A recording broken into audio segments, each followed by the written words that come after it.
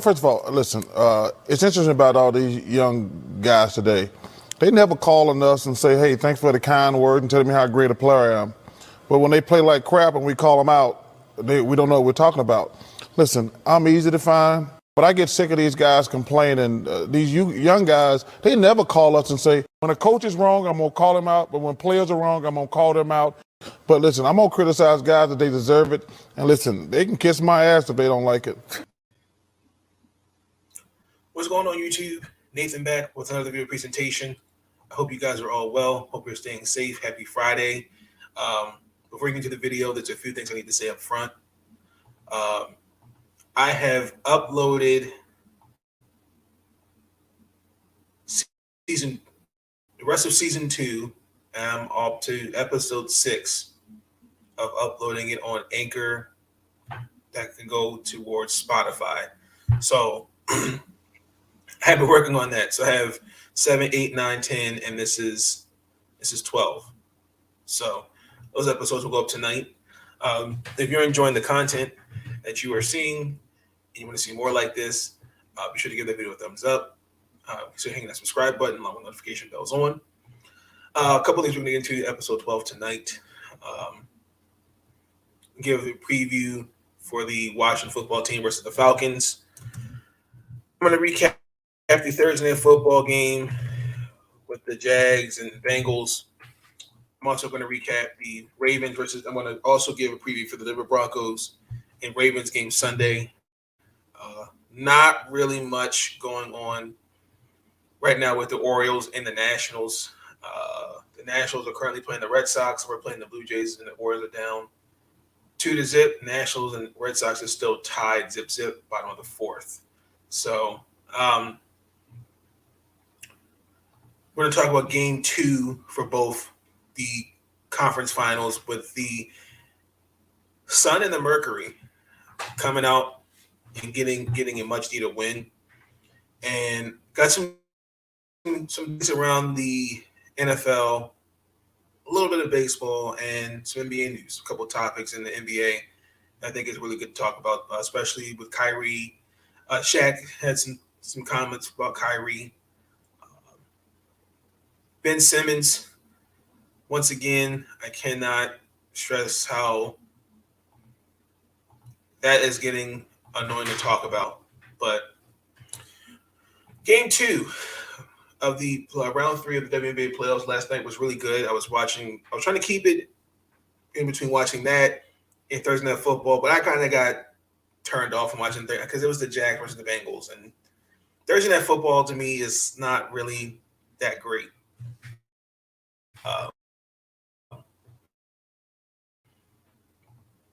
But the Phoenix Mercury defeated. Hold on.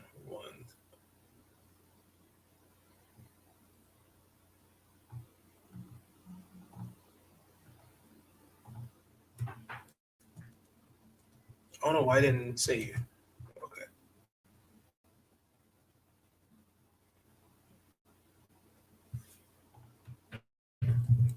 Hold on 1 second.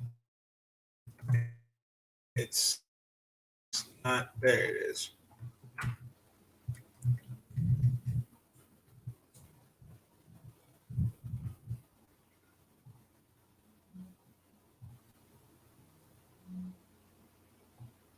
There we go. Okay.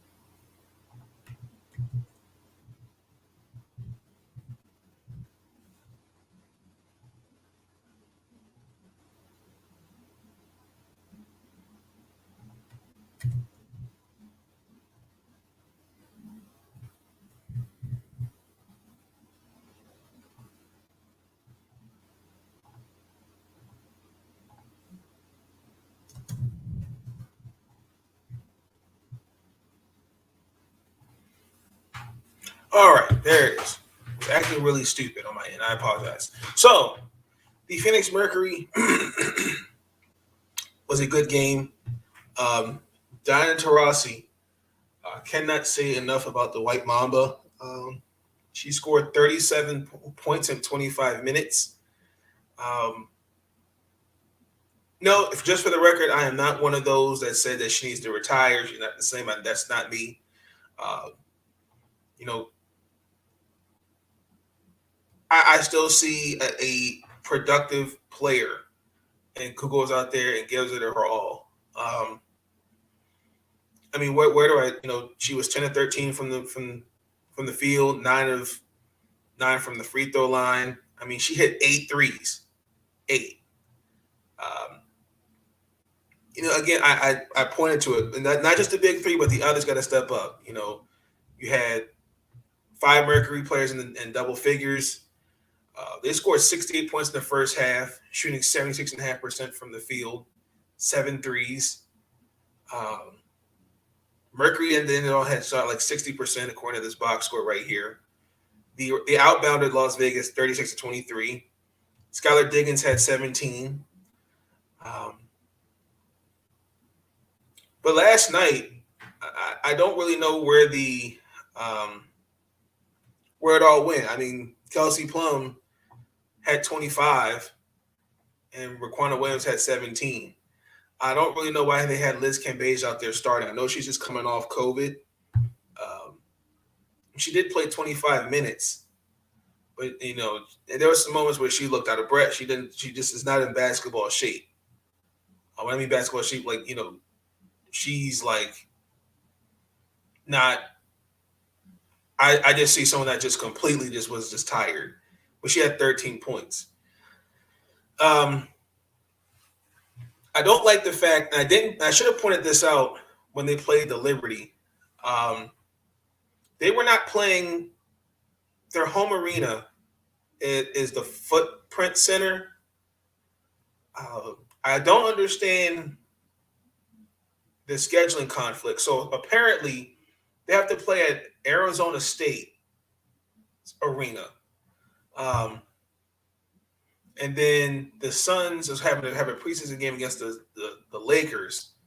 So that's kind of a bit unfair, but I mean, I know, as I said, they're not playing at the Footprint. Like, what's that about? But I will say this: Phoenix's bench has got to step it up a little bit more. I mean, Las Vegas outscored them 42-23. The Aces had it cut; they cut it down to 12, but it just wasn't enough. I just think with Phoenix, it just came out better than they did before. Excuse me. I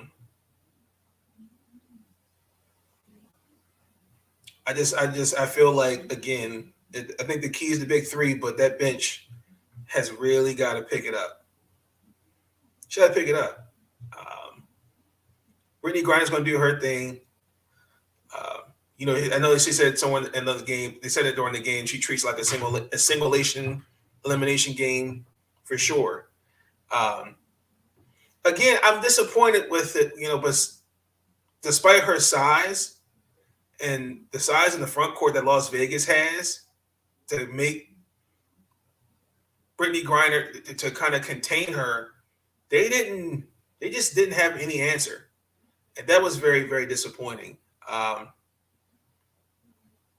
I'm talking about covering her in the post, get her away from the basket.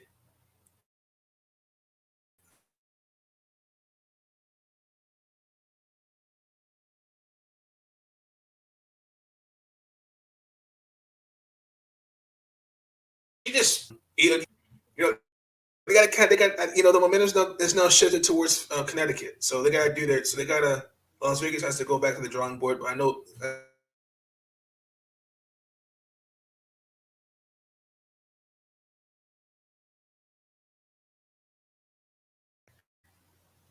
as great as a coach Bill Laimbeer is, he ain't panicking. He's not worried. So it was a great game. of the Phoenix Mercury versus the Las Vegas Aces. It just was just really disappointing to see. Let me show. Cam, what's good, bro? I see the comments. Is my something on my end that's making it X laggy. So yeah, that was the first game of the conference finals. The Connecticut Sun.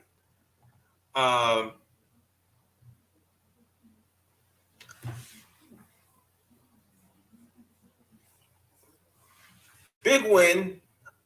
Just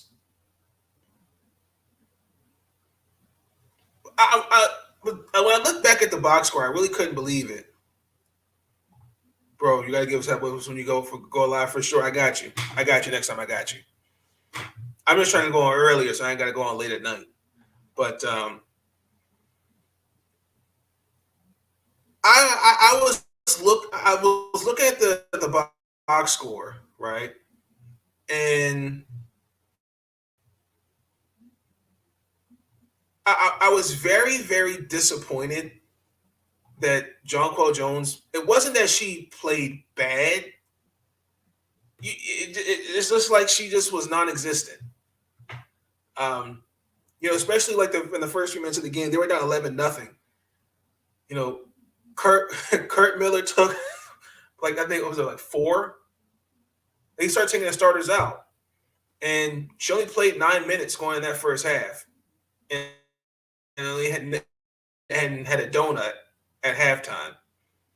I looked at it. There was an interview on YouTube. Coach Miller said she was fine, but just 24 minutes, 4.7 rebounds, 4 assists. That Connecticut can't win games like that. She's part of that formula. Jonquel Jones. I mean, I'm not taking anything away from DeWanna Bonner, Bronner Jones, Breanne January, Jasmine Thomas, but Jonquel Jones takes this team as far as she can take it. But University of Maryland, baby, Alyssa Thomas. 9 months ago, was it not? It's been 9 months. She tore Achilles. Oh, where she play overseas? Don't tell me. Czech Republic. And I mean, saying like Brianna Stewart, I knew she was out for the season. Sadly, it was great to see her back on the basketball court. But what they needed the most, she stepped up. 15 points, 11 rebounds, 6 assists, and I'm telling you, she's all over the floor. I'm seeing energy, toughness, and I saw all of that. But I think the biggest thing, like I said again, everyone's entitled to a bag, but you can't. Let me say it this way: you can't turn it off. You can't turn it on. I'm not saying Jonquel Jones does that. What I'm saying is that can't happen going into Game 3. I think the biggest key was their fourth quarter. It was 59-58 going into the fourth. Again, Alyssa Thomas, they went on a 21-9 run. Again, just scoring. 10 of her 15 points played a role in the 21 points in the fourth quarter of Alyssa Thomas. Again, Candace Parker and Kalia Copper, they had 25 points combined. It just wasn't enough. It really wasn't enough for Chicago. I just really hate to see that. Chicago looked, to me, they had the momentum from Game 1. But it also too was Jasmine Thomas's birthday yesterday, and Bria Hartley's birthday. So ironically, they got birthdays wins on their birthday. So happy belated birthday, ladies. Hope you do something fun for y'all's birthdays. And congratulations to Jasmine Thomas and Natasha Henderman on their engagement. So game 3, Chicago, they go, then Connecticut goes to Chicago. So apparently, I was reading this article, and this is what Coach Miller said. Both teams are going to have an adventure going to Chicago on Friday. We're going to have 3 separate flights at 2 separate airports in order to try and keep some of our players that are much taller than I am out of the middle seat. He said, I've been told it's a very similar case with Chicago, which wouldn't surprise me. We booked our flight soon to Chicago. That's going to be the case no matter if we went to Seattle, Phoenix, or Chicago. Wow. So they're going to fly out of Boston and Connecticut? That's tough. And wish we could have. We wish we could charter. It's something. It's been a conversation for years. Jasmine Thomas said, especially during the playoffs, both teams are going through similar things. That's insane. I've never heard of that. Well, I know that was kind of not kind of. It is an issue that some have been talking about.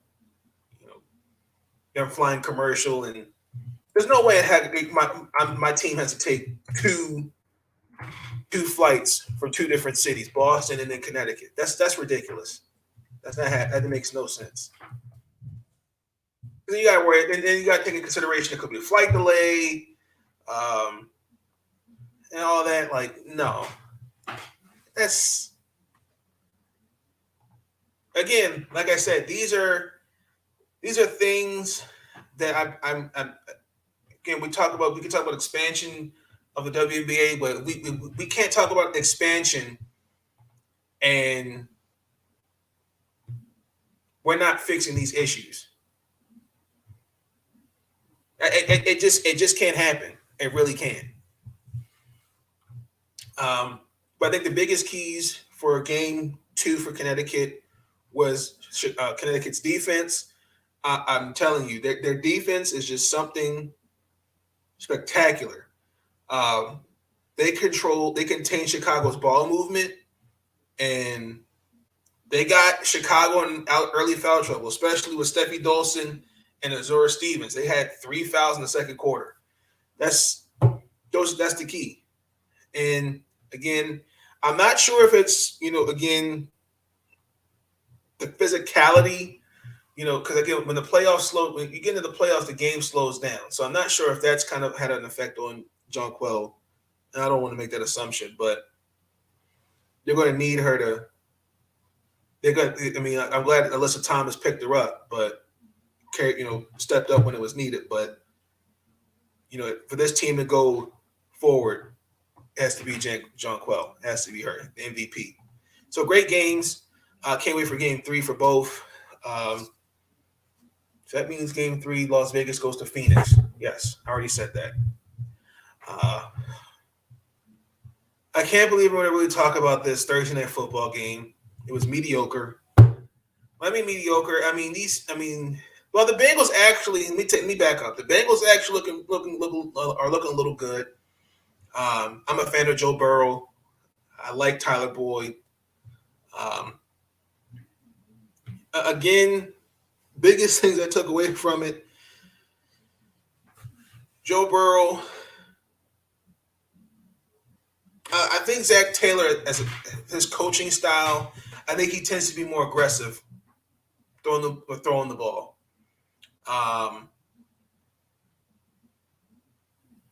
They moved the ball, especially more better in the second half than the first half, and the defense stepped up too when it was needed.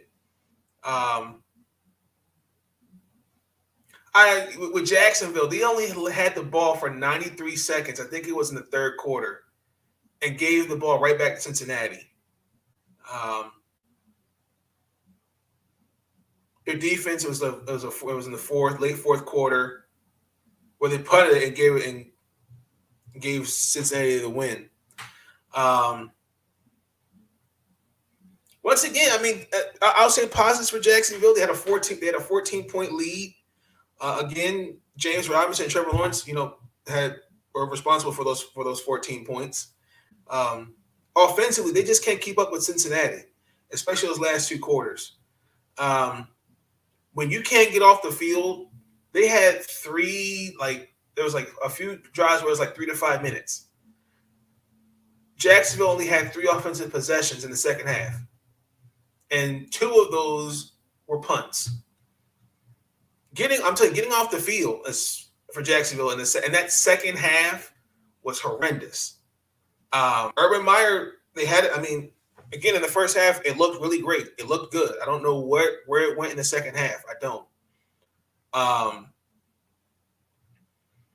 But I definitely think when in the second half, that when Cincinnati responded with 14 points, then make it 21-14. That was it. But also to that holding penalty, I think it was Trey Hendon with 3-something left, that cost him the game. I think the Jags play the Titans. That's going to be an ugly loss. And those Bengals, they go up to they're lucky they get to stay at home, but because Aaron Rodgers is coming to their home, so that should be an interesting game. So they play. So they'll see them next Sunday because the Packers are playing the Steelers this Sunday. That should be an interesting game too. Actually, I want to see how Big Ben responds to these critics. I want to see it. I respect Big Ben. I think he's a Hall of Famer.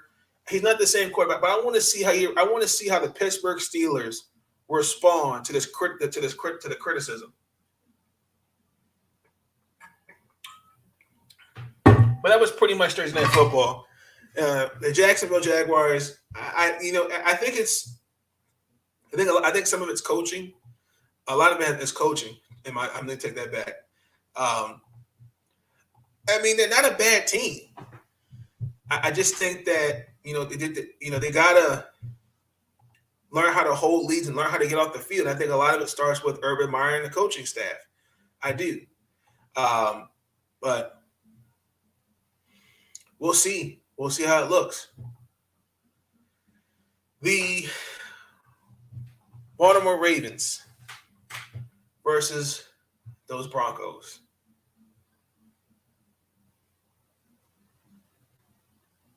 I don't know what to really feel about this game. When was the last time we faced the Broncos? The last time we faced them was in the AFC Championship game where we beat them in overtime, and then we played them week 1. We were supposed to play them here. We had a conflict schedule with the Orioles, and we got shellacked there. I think the series between us and Denver is they've got 6, we've got 6. No, I take it back. 2018 was the last time we saw them, and we won. But we have beaten them. We're 2-0 against them in the postseason. I will say this: why I am the mindset that Justin Tucker is the greatest kicker of all time. I told you on the last episode that was an ugly win. When I mean ugly, I'm talking about offensively. This and I'm gonna keep saying it. This narrative that Lamar Jackson can't throw the ball, he can't throw. Let's put that bullshit to rest because he clearly had some nice passes, and Mr. Hollywood Brown Butterfingers dropped 2 of them. Had a nice dime piece of Duvernay. So these narratives, he can't throw the ball. So that's another thing that can be checked off that box. I will say this. While I'm not comfortable, real quick, let me just say this because that's not the injury report here. I'm not a fan of. I don't know who this is, but somebody here on Twitter put out a a tweet saying that we were all healthy to play. Let me just tell you who this is the injury report. So Ronnie Stanley will not play. Derek Wolfe will not play. Callis Campbell, Justin Houston, not sure yet. It says not listed. Anthony Everett, questionable. Deshaun Elliott, questionable. Chuck Clark, questionable. Pernell McPhee, questionable. Geno Stone, questionable. Alejandro Villanueva, questionable. Lamar Jackson, questionable. Marlon Humphrey, questionable. Tavon Young, questionable. You know what I'm thinking also too? A lot of these injuries are from when they was jumping up and down after he kicked that field goal. That's what I think. No, but seriously.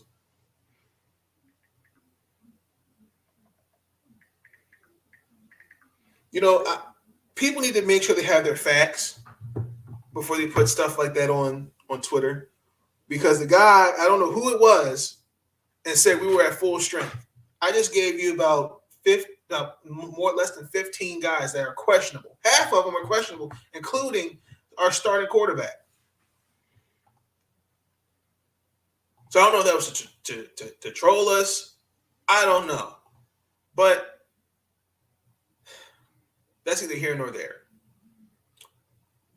Baltimore is going to have to, I want to see some. I want to see some mix of plays. I want to see what I saw in Detroit can be better. Oh, and by the way, people were calling up Aaron Glenn about what did you do to contain Lamar Jackson? Are you serious? Y'all that desperate? You called up Aaron Glenn and said, "Yo, how did you guys contain him? How did you guys figure him out?" Nobody figured anybody out. It was offensively a horrible game.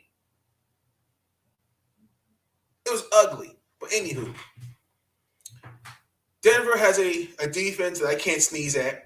They're allowing 8.6 points a game. Can't sneeze at that. They're the number one ranked defense. They're second ranked in the run and pass defense. So Baltimore's going to have to make some adjustments on that for sure. Von Miller, we're going to slow him down with some type of creative blocking for sure. That's key. We have 4 running backs that I know can get the job done. Because we average, my notes here, we're ranked number 1 with 185 yards per rushing.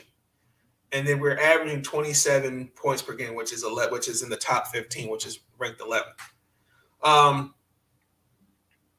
Teddy Bridgewater, I mean, y'all can say what y'all want about him. I've always been a fan. He's looking really good. He has 4 touchdowns, no Apple turnovers. Courtland Sutton, Tim Patrick. He loves those guys for sure.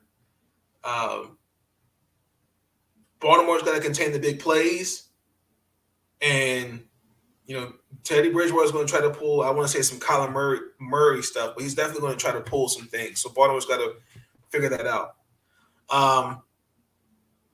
We're second. We're ranked 30th. We've allowed 300 yards per game because the secondary is just been uneven with injuries. We gotta work on that. Our run defense, we already know is great. Brandon Williams is back in the lineup for sure. I can't take anything away from Baltimore. I mean, Detroit was a battle-tested game. Kansas City was a hard-fought game, and Baltimore and against Oakland, that was a battle-tested. But we're playing. This is our 3rd road game in 4 weeks. I think the biggest thing it can come down to who holds the ball more in terms of possession, turnovers. We just gotta figure it out. We're not only dealing with injuries. Denver, Jerry Judy's out. Ronald Darby, Bradley Chubb. I think his name is Josie Joel. They have 2 offensive linemen that are also out, and they're not sure if they're going to play. So offensively, we got to pick it up, and we just got to I think that's key. So I'm going to say the Baltimore Ravens are going to win 31-24. Okay. The Washington football team plays those dirty birds, the Atlanta Falcons. After that the horrendous performance as a defense, we're going to have to come out against Atlanta. I mean,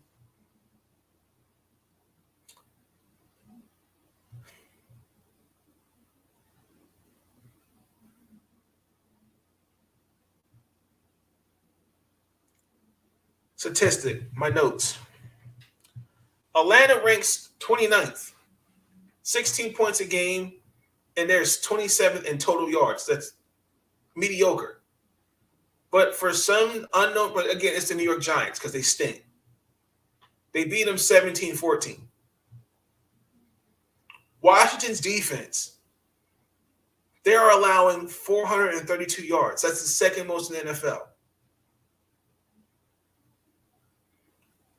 Chase Young leads 6 sacks in 3 games, but that defense is the key. I'm looking at Atlanta's defense. They have showed some improvement. They held New York last week to 14 points.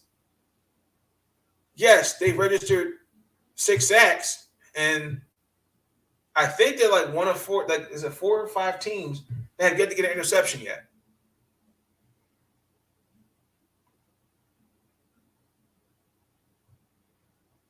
So I'm a little concerned going into this game because Washington has to be defensively prepared. I think Tyler Heineke will have a bounce back game for sure.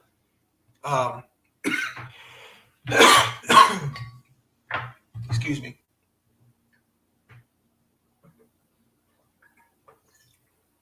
I apologize, ladies and gentlemen. The running game. I mean, Antonio Gibson has gotten off to a very slow start. It's like he's trying to find his way back into it, but I like to see him get involved early in this game against Atlanta. But my gosh, defensively, that's the key. It starts with our defense. If our defense holds Matt Ryan, because they're building momentum. They are building momentum off that win against New York. Now, you have Calvin Ridley and Kyle Pitts. We cannot give Matt Ryan time in the pocket. If we do, it's going to be a long game.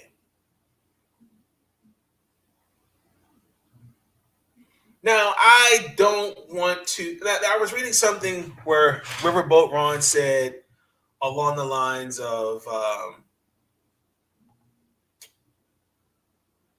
he's not going to start Kyle Allen. He's confident in Tyler Heineke. I mean, quarterbacks are entitled to have a bad game.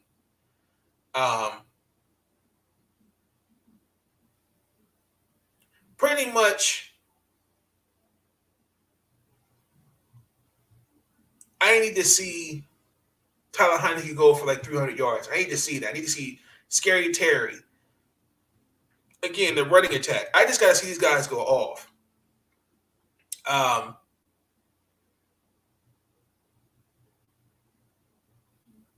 will say this: I'm looking at some of the Atlanta Falcon games, and I'm going to give Kyle Pitts a pass. I think he's still figuring the system out. It's still an adjustment period. Julio Jones didn't want to be there anymore. I don't know where this in this narrative that they should still have kept him. I mean, even with him there, I mean, the offense wasn't going to be number one. So the biggest issue is just blocking up front and containing Washington's front four. That's what Atlanta has to do. Cordero Patterson, I cannot believe he's actually a running back and a wide receiver at the same time. That's amazing.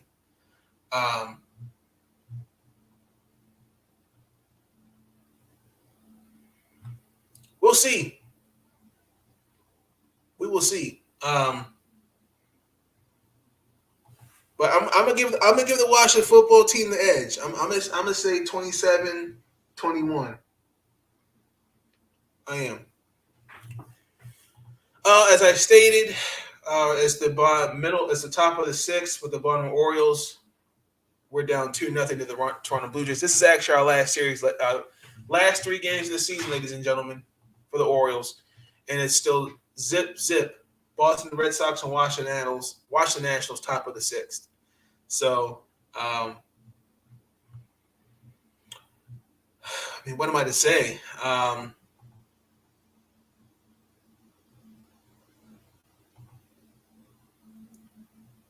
don't know what it's going to look like for next season for the Nationals. I don't know what Ryan Zimmerman's decision is. Actually, it's Escobar's. He's having a resurgence for sure. It seems like that we have pieces in Washington we know that we're going to keep. There's a couple guys we called up, but yeah, we'll see. But I'll keep you guys updated. You'll probably get that game Sunday. I think what I'm going to do, I think I'm just going to cover these last three games apiece respectively, and do it that way. With the Orioles, I gotta give a shout out to the Seattle Mariners fans because I think we beat the Red Sox. It kept them from getting into the playoffs. So it was real cool that they were donating to different charities and for like Bo Gabba and different things like that. So that's respect. I appreciate that. That is respect. Shout out to the Seattle Mariners. Or it actually reminded me of the 2012 Orioles. This Seattle Mariners team look a lot like the 2012 Orioles.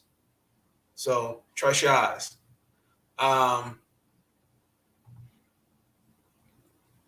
They have a picture on the Twitter of Robert Andino. This was the Boston Red Sox. On paper, they had the best team in the league. They had Adrian Gonzalez, Carl Crawford, all of them. And all they had to do was win one more game. And game 162, we spoiled this surprise. We spoiled it with a Robert Andino hit. And Nolan Rymel scored.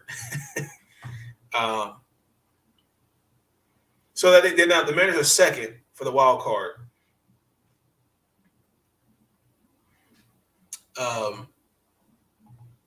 So we'll see what happens. But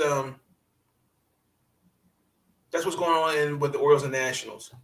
So really quick around the league, we're going to send my congratulations to Shady McCoy, LaShawn McCoy. He's calling it a career Hall of Famer in my book, former Eagle. He played for the Buccaneers too. I mean, nothing bad to say about. I wish him all but the best and wish him best endeavors in his retirement. You'll probably see him on TV.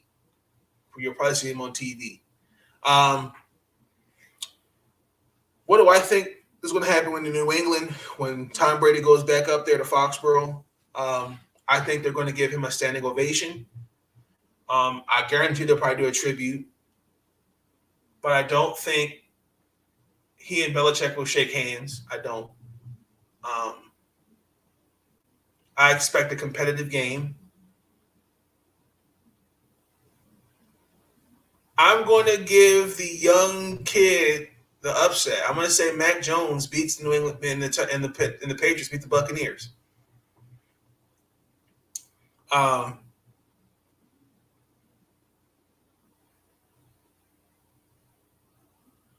want to see what the Steelers look like against the Packers.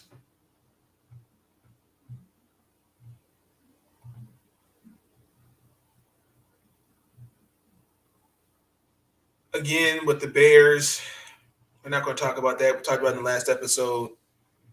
And it pretty much is all just injuries. I can't tell you the amount of injuries so far, and it's not week 4. It is insane. It is really insane with injuries. Around baseball, Alan Wainwright signed with 1 more year with the Cardinals for next year. So I like that. Probably will see him and Yadier Molina retire together. Devin Williams is out for the postseason playoffs. He broke his hand. He hit his hand on a door or something like that. The Braves and the Astros clinched their division titles. They won the divisions respectively. This is Dusty Baker's 5th division title where he's won on multiple teams. He's the first manager to do that. So congratulations to Dusty Baker. The Cardinals clinched the wild card. They won 17 straight games. That's my sleeper team. That is my sleeper team. The awards. I tried to get Nick Rosario on here today, but I haven't heard from him in terms of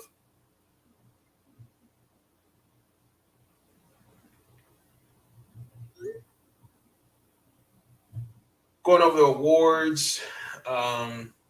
MVP, Cy Young, Rookie of the Year, all that. He didn't hear from him, so I'm going to reach out to him again to get him on here before the season's over.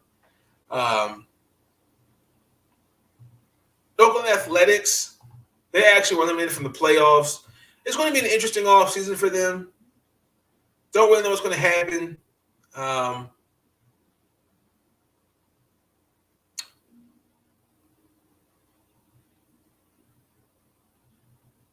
I don't know what they're going to do.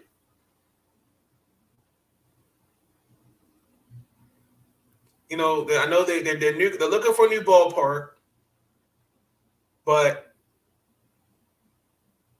they want to stay in Oakland. But it's money. They think it's like $800 million. Like just playing there at Rickey Henderson Field. I think like I read it somewhere. I think it was on MLB.com or something. They only had like less than 10,000 fans, and at their stadiums. Like that's, and you want a new stadium, that can't happen.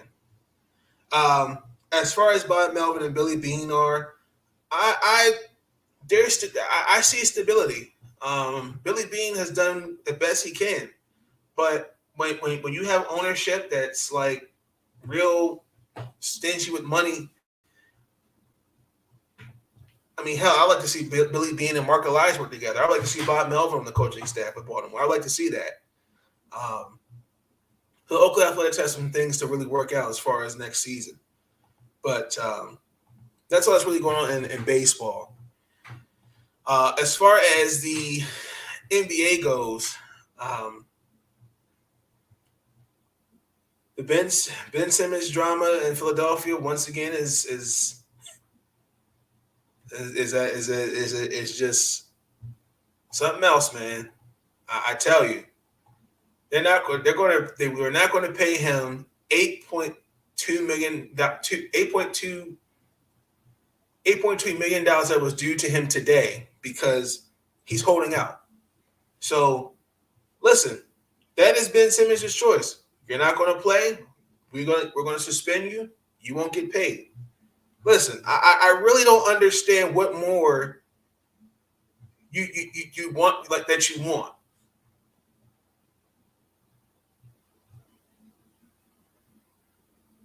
You know, the team is built around his needs.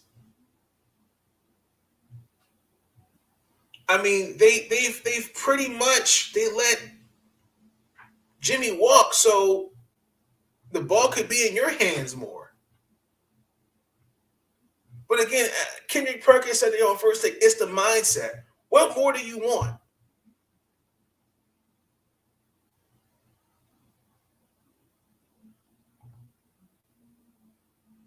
Like when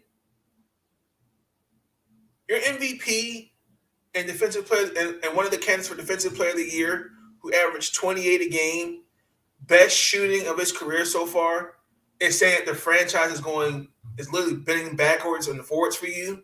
It's always been built around you. That's a problem.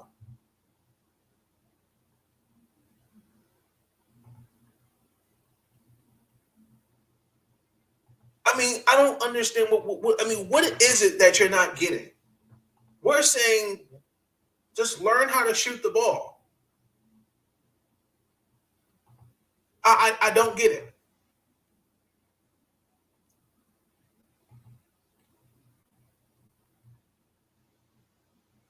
Well, let me take it back with Jimmy Butler.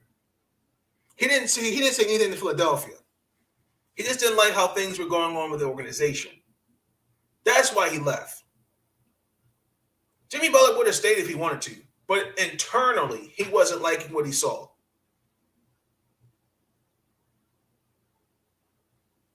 He didn't get along with Brent Brown.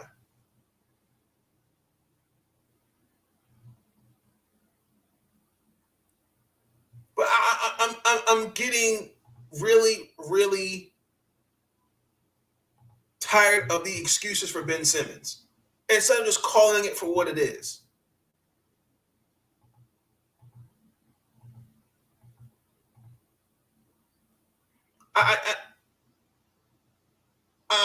You making $200 million, rookie of the year.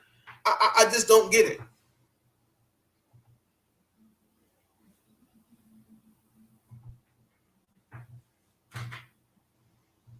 Let me show you this clip from First Take. Because, again, I got to give Kendrick Perkins a shout out. He puts more perspective into it.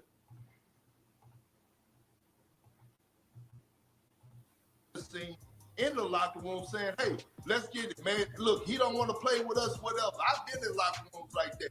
And I'm going to say this.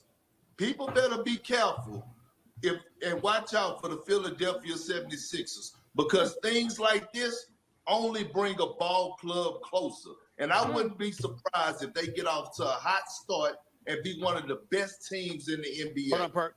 I got you. Before we move on, because we got to move on to another subject. Really quickly, Molly and Perk. Ben Simmons saying that and Perk highlighting that it's over also kind of made things difficult for the Sixers as well, because now it's almost like you got to get rid of Ben Simmons even more. Yeah, absolutely. And other teams know that. And remember, so they might try to cut back. Well, here's the thing. The Philadelphia 76ers have leverage. Ben Simmons doesn't. That group that he's in, the Clutch Sports, where they bully, their teams to trade them to whatever, like Anthony Davis. If you don't trade me to Los Angeles to play with LeBron, I'm not going to play. The Pelicans had better deals from Boston, New York. I can't remember another team they had better deals for. But you're not going to bully me into trading you where you want to go. I don't care if we'll gladly trade you to Sacramento, but I'm going to get a deal what's best for the Philadelphia 76ers, not for Rich Paul, not for Ben Simmons. Ain't happening. Elton Brand and that front office, they better have a set of balls, because this is getting ridiculous. The excuses for him has got to stop. It's really, really got to stop. NBA reached 95% of vaccination rates among the players. That's still kind of the talk of the town. I know I read an article where Ted Cruz supports the players that are unvaccinated, and I'm not going to get into that, but I'm going to get into the Kyrie situation. The big Aristotle, a.k.a. Shaquille O'Neal, had some things to say, and I'm going to play the clip. And we're going to end the podcast.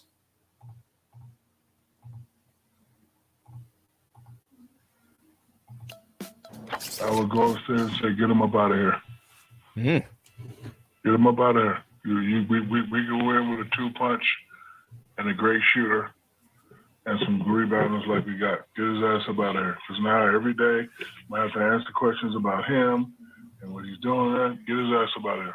Whoever owns the Brooklyn Nets, get him up out of here. Okay, so I just want to give you some context. So a lot of this is due to the fact of Kyrie Irving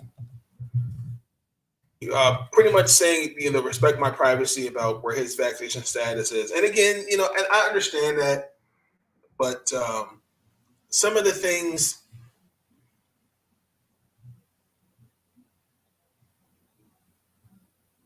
that have been occurring, and it's not with.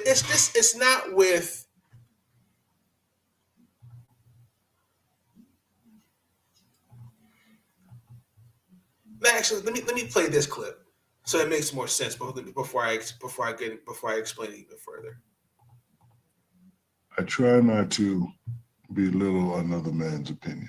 However, let me tell you what I think. In this game of ours, sometimes you have to think about other people rather than yourself. Now, Kyrie has his views. He has his opinions. I'm not going to knock that. But he does have an obligation because he took that $200 million. Right. Only thing I don't like is, can you respect my privacy. Once you sign up for this life, there is no privacy. And you have to accept it. But if you're on my team and you can't play home games, I don't want you around. Like, we have a chance to win. And if you ain't on the program, go somewhere else, period. Hey, whatever your reasons are, cool, I'm with that, but we ain't going to be going back and forth for 41 games, whether you're going to play or not. Get your ass up out of here. I mean, I think the comments it's fair, but I think it's a bit much. I just think that the biggest thing with the Brooklyn Nets, they're going to have to do what's best for the Brooklyn Nets. I mean, honestly and truthfully, it's not with COVID. It's not COVID. I mean, ever since Kyrie left the Cavs, he's really just been a distraction. I mean, he failed as a leader in Boston. That didn't work. And when he was in Brooklyn before COVID, he comes out and says, we don't have pieces, we don't have talent here. Give me some more help.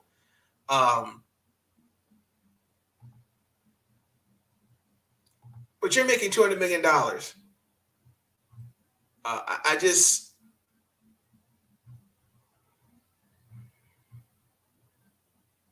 it's a sticky situation. I mean, again, it's your choice as an individual what to do. But at the end of the day, look, the NBA said we're not going to pay you guys those that are not vaxxed. All decisions, whether you like it or not, they come with consequences, good or bad. And Kyrie has to sit back. Not just all of Kyrie, all of us have to sit back and look and think about the cause of the decision of our choice. If he's cool with that, nothing that I can do, nothing Kevin Durant can do, Steve Nash can do. Now, I don't like the fact that if he just decides to just leave the Brooklyn Nets high and dry, that could hurt them winning a championship.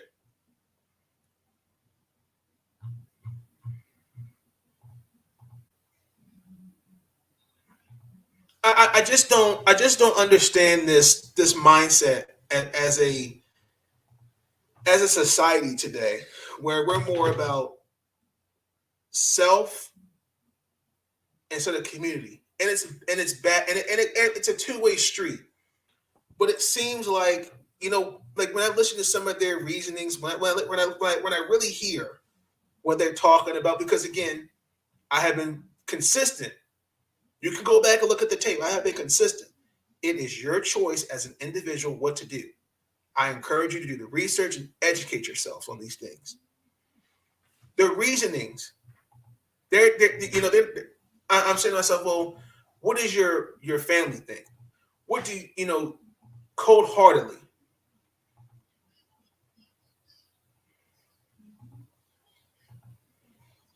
But I just feel like Kyrie, they need to have a sit down with him. They really do.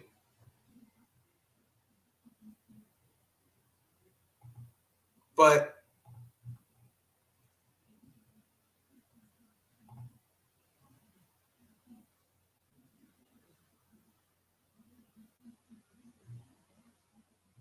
I don't know. I just think that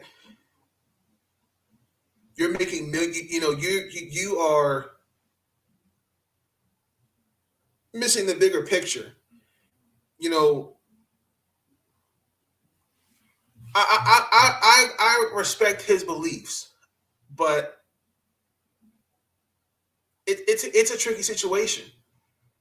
And with Kyrie, especially with him, you don't know what to expect from Kyrie. You really don't. I mean, this is the same Kyrie Irving that told everybody,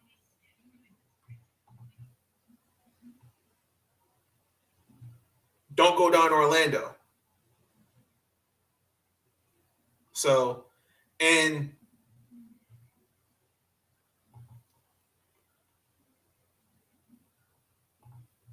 again, Brooklyn's going to have to figure it out. But I want to play real quick, and I'm going to end it off with here. I want you to listen to what Kendrick Perkins had to say, and then we're done.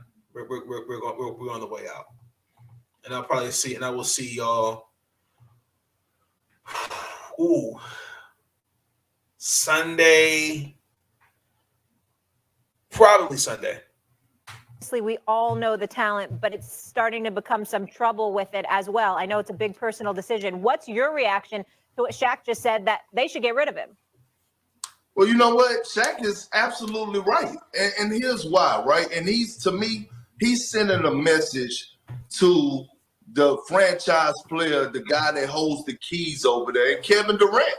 And we all know that, yes, Sean Marks is the general manager, and he makes the trades and come up with it, running the front office. But guess what? Everything is ran by Kevin Durant. And so Shaq is saying, I was a franchise guy. I was that dude. And look, if you're trying to win a championship, you need everybody to be 100% in. Now, I know it's a touchy subject when it comes down to being vaccinated and things to that nature. I'm not here to dive into that. But he's telling Kevin Durant, hey, man, listen, you have a chance to do something. You have James Harden. Don't let this man be a distraction. Sometimes you got to be man enough to walk upstairs and pull the plug. I don't disagree. I mean, I think what Kendrick's saying is fair because like the Brooklyn Nets, other than the Los Angeles Lakers, they are a championship contender, and I really hate for the fact those 41 games that Kyrie could potentially miss, that could have an impact on the Brooklyn Nets. It really could. So I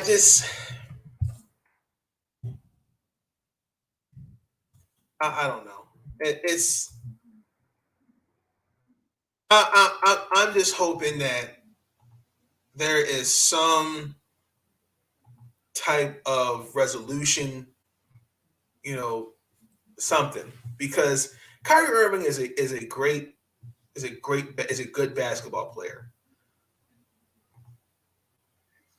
but. And I don't want to talk about LeBron James with talking about where he stands. LeBron James is. I mean, with COVID, it's become political.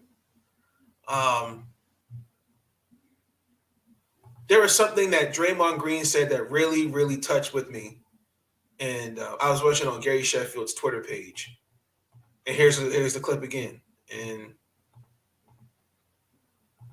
How dare you leave this team and not go tend to your wife for what that could mean for this team? That's something that's personal to him. That's health related. That's, something that's personal to his family. This is no different. This is, we're dealing with something that to me feels like has turned into a political war. When you're talking about a vaccination and non-vaccinated, I think it's become very political. And, for someone who's not extremely into politics, when you make something so political and not everyone is into politics, then you can also turn those people off, and, I think there is something to be said for people's concern about something that's being pressed so hard. Like, why are you pressing this so hard? Like, so much, you're just pressing and pressing and pressing. I think you have to honor people's feelings and their own personal beliefs. And I think that's been lost when it comes to vaccinated and non-vaccinated. And it kind of sucks that that's been lost because you're essentially not giving anyone, you say we live in a land of the free. Well, you're not giving anyone freedom because you're making people do something essentially without necessarily making them, you're making them do something. And that goes against everything that America stands for or supposedly stands for. And so I know I'm not in any position to go tell him what he should or should not be doing. Right. And as a leader of this team, I'm not going to go to him and say, hey, man, we really need, no, the hell, you do what you feel you want to do. That has nothing. I'm not going to go and ask him, did he get a polio vaccine? So why would I go ask him if he got a COVID vaccine? He's referring to Andrew Wiggins, y'all. Because Andrew Wiggins, he tried to get a religious exemption, and they declined it. So, I mean, unfortunately,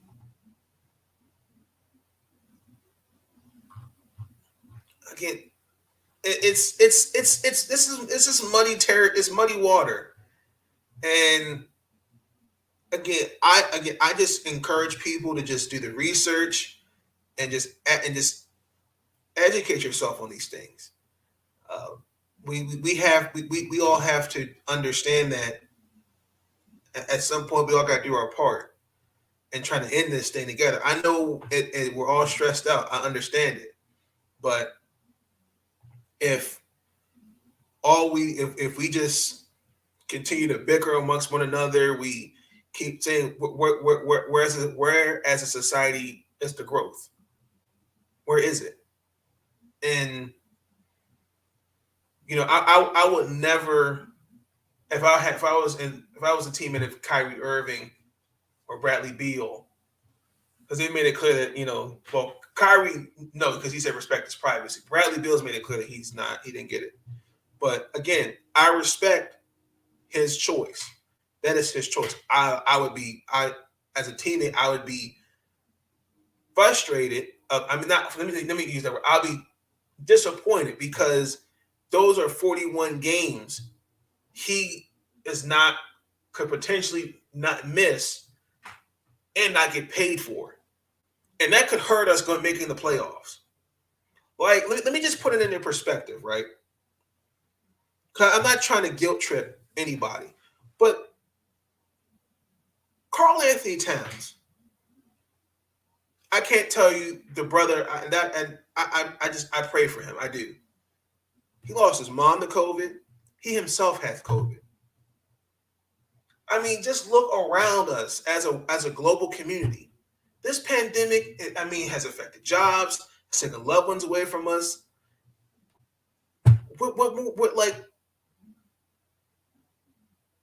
We got to get back. We have to get back. We have to get to a place where we need to put our faith and trust in God, and we have to educate ourselves, and we just have to stop this back and forth. There needs to be more of this, and not because it's not getting us anywhere. It really isn't. Look at this chaos in Washington, D.C. But listen, I just encourage people to just do the research, educate yourselves, and just put in it, or just continue to just, thank God for another day, pray, just continue to put your faith and trust in Him, because at the end of the day, with God, and anything's possible. And God gives you too much. He'll never give you too much you can't handle. So, if you like the video, be sure to give it a thumbs up. Comment. Let me know y'all thoughts on the video. Episode 13 will probably go up Sunday. I'm gonna have a guest that's a columnist. I'm hoping to have him on here for an interview. And I have been trying to get some athletes on here, crossing fingers. It's not been easy. I'm crossing my fingers. But if you enjoyed the video, give it a thumbs up, consider the subscribe button. That's episode 12 of the podcast. With that being said, I'm out. Peace. Yeah, y'all. Have a good weekend. First of all, listen, it's interesting about all these young guys today. They never call on us and say, hey, thanks for the kind word and telling me how great a player I am. But when they play like crap and we call them out, we don't know what we're talking about. Listen, I'm easy to find, but I get sick of these guys complaining. These young guys, they never call us and say, when a coach is wrong, I'm going to call him out. But when players are wrong, I'm going to call them out. But listen, I'm going to criticize guys that they deserve it. And listen, they can kiss my ass if they don't like it.